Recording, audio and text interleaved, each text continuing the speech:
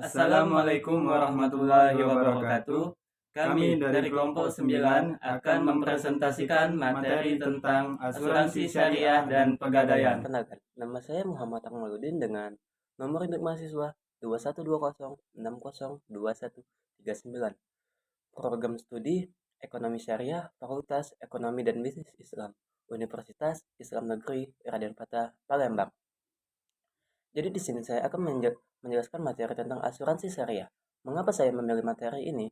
Karena di dalam Indonesia, mayoritas penduduknya beragama Islam, yang tentunya kita harus mengutamakan poin-poin atau sesuatu yang terkait dengan ajaran agama Islam. Asuransi syariah. Apa sih asuransi syariah itu? Asuransi syariah adalah asuransi yang dilakukan secara tolong-menolong di antara para peserta melalui pembentukan pengumpulan dana atau biasa disebut dana tabaru dan dikelola sesuai dengan prinsip syariah untuk menghadapi risiko tertentu. Karena di dalam asuransi syariah, kita dapat melakukan kebaikan yang bermanfaat secara maksimal untuk orang lain tanpa melupakan syariat Islam. Nah, iuran dana tabaru dari setiap peserta atau nasabah akan dikumpulkan dalam polling dana tabaru untuk tolong menolong antara setiap peserta atau nasabah yang terkena musibah. Dalam ekonomi syariah, peserta memberikan kuasa penuh terhadap perusahaan syariah untuk mengelola dana tabaru atau investasinya yang disebut akad atau kontrak wakalah bil hujrah. Nah, adapun kelebihan asuransi syariah, yaitu yang pertama adil. Mengapa adil? Karena di dalam asuransi syariah sama-sama menguntungkan antara pihak pihak nasabah dan pihak perusahaan. Dan yang kedua yaitu universal. Mengapa disebut universal? Karena di dalam asuransi syariah tidak ada yang membeda-bedakan antara agama, keyakinan, ras, suku yang tentunya dapat dipasarkan oleh semua orang. Yang ketiga, di dalam asuransi syariah mempunyai prinsip yaitu tolong menolong berbuat baik kepada sesama nasabah jika ada yang mengalami musibah. Adapun pertanyaan, mengapa sih kita harus memilih asuransi syariah? Yaitu karena asuransi syariah dapat membantu kita untuk mempersiapkan hari esok bagi diri kita sendiri maupun bagi keluarga kita. Asuransi syariah juga dapat membuat kita mengurangi risiko keuangan yang mungkin saja terjadi jika kita menghadapi risiko sakit, cacat, kecelakaan, bahkan kematian. Asuransi syariah juga dapat membuat kita bisa memastikan anak-anak kita, pasangan kita, dan keluarga kita tetap dapat melanjutkan hidup. Kemudian, apa sih kelebihan nilai tambah dari asuransi syariah itu? Yaitu, nasabah berpeluang untuk mendapatkan surplus underwriting dana tabaru yang akan dibagikan setiap tahunnya.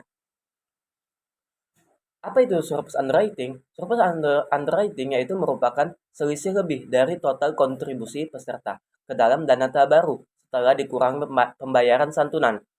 Adapun contoh kasus yang akan saya contohkan, jika pada tahun 2017 total pendapatan dana tabaru sebesar 7 juta rupiah dan dana pengeluaran dana tabaru sebesar 4 juta rupiah, maka cara menghitung dana surplus underwriting yaitu pendapatan dana tabaru dikurangi pengeluaran dana tabaru. Maka pada kasus 2021 yaitu 7 juta rupiah dikurangi 4 juta rupiah, maka dana surplus underwriting-nya yaitu sebesar 3 juta rupiah. Adapun 3 juta rupiah ini akan dibagikan kepada 3 pihak, yaitu yang pertama, 60% kepada seluruh peserta yang berhak secara prorata dan dimasukkan ke dalam dana investasi peserta. 20%-nya lagi akan kembali masuk ke dalam rekening tabaru dan 20%-nya akan diberikan kepada perusahaan selaku pengurus atau dana atau pengelola investasi. Syarat-syarat untuk syarat-syarat peserta yang berhak mendapatkan surplus underwriting yaitu usia polis minimal 12 bulan atau 1 tahun dan tidak ada klaim sepanjang kalender perhitungan surplus underwriting. Nah, di dalam asuransi syariah juga diawasi oleh 2 lembaga resmi, yaitu yang pertama OJK atau biasa kita sebut Otoritas Jasa Keuangan yang merupakan lembaga pemerintah yang menjalani sistem pengaturan, pengawasan, perlindungan terhadap seluruh sektor jasa keuangan. Dan kemudian DPS, Dewan Pengawasan Syariah, yang merupakan orang-orang yang direkomendasikan oleh Majelis Ulama Indonesia atau MUI yang mengawasi lembaga keuangan syariah agar sesuai dengan prinsip-prinsip dan ketentuan syariah. Adapun pertanyaan, kenapa sih kita perlu memilih memasarkan produk syariah? Yaitu karena Indonesia merupakan negara dengan populasi muslim terbesar di dunia yang tersebar hampir di seluruh wilayah Indonesia. Maka, potensi untuk melakukan perekrutan dan penjualan sangat besar sehingga peluang untuk sukses mengembangkan bisnis syariah juga sangat besar. Kemudian, penetrasi pasar asuransi syariah di Indonesia baru sekitar 6% dibandingkan asuransi konvensional. Ini membuktikan bahwa masih banyak dari masyarakat Indonesia yang belum mengenal dari dan memiliki asuransi syariah. Kemudian, di dalam asuransi syariah juga mempunyai konsep tolong-menolong yang digunakan pada asuransi syariah yang sangat sesuai dengan nilai masyarakat Indonesia sehingga lebih mudah diterima dan dipahami. Mungkin itu saja yang dapat saya jelaskan. Semoga dari poin-poin yang saya jelaskan dapat bermanfaat bagi kita semua dan jika ada kekurangan saya mohon maaf. Maaf. Sekian penjelasan video dari saya. Terima kasih.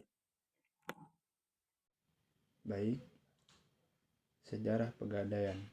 Pada tahun 1746 ketika FOC mendirikan Bank Van Lening, lembaga keuangan yang memberikan kredit dengan sistem gadai. Di tahun 1811, pemerintahan Inggris mengambil ahli dan membubarkan Bank Van Lening. Akhirnya masyarakat diberi kebebasan untuk mendirikan usaha pegadaian sendiri. Pegadaian Inggris pertama kali didirikan pada tahun 1901. Lalu pada 1906 berbentuk lembaga resmi atau disebut jawatan. Setelah melewati perubahan dari tahun 1961 sampai 1990, akhirnya di tahun 2012 bentuk Badan Hukum Pegadaian berubah dari Perum menjadi Persero. Perubahan ini didasarkan pada peraturan pemerintah PP nomor 51 tahun 2011. Latar belakang didirikannya Pegadaian sendiri adalah untuk meningkatkan kesejahteraan rakyat kecil serta mendukung program pemerintah dalam bidang ekonomi dan pembangunan nasional. Adapun ketentuan dari gadai syariah, yaitu murtahin. Penerima barang tersebut mempunyai hak untuk menahan marhun barang tersebut sampai semua utang rohin yang menyerahkan barang tersebut lunas. Marhun dan manfaatnya tetap menjadi milik rohin. Pada prinsipnya, marhun tidak boleh dimanfaatkan oleh murtahin kecuali seizin rohin, dengan tidak mengurangi nilai marhun dan pemanfaatannya, sekedar pengganti biaya pemeliharaan perawatannya. Pemeliharaan dan penyimpanan marhun pada dasarnya menjadi kewajiban rohin, namun dapat dilakukan juga oleh murtahin, sedangkan biaya dan pemeliharaan penyimpanan tetap menjadi kewajiban rohin. Besar biaya administrasi dan penyimpanan marhun tidak boleh ditentukan berdasarkan jumlah pinjaman. Sekian, terima kasih. Itu penjelasan saya tentang pegadaian syariah. Akad-akad dalam pegadaian syariah. Akad rohan yang ada di pegadaian syariah. Adanya kebebasan untuk mendesain bentuk akad akan memberikan keberagaman produk. Namun demikian, analisis fikih dilakukan untuk menghindari hal-hal yang dilarang. Mengingat salah satu kaidah dalam usul fikih adalah pada dasarnya semua transaksi diperbolehkan kecuali ada dalil yang jelas melarangnya. Berdasarkan hukum akad rohan secara praktikum mulai dari marhun bih, sigoh, dan akidah ini sudah sesuai dengan teori syariah. tetapi masih ada beberapa hal yang harus diperjelas untuk mendapatkan praktik yang benar secara teori syariah, yaitu tentang pemanfaatan barang gadai yang belum dijelaskan secara rinci, tentang pemanfaatan dari pihak rohin maupun dari pihak murtahin.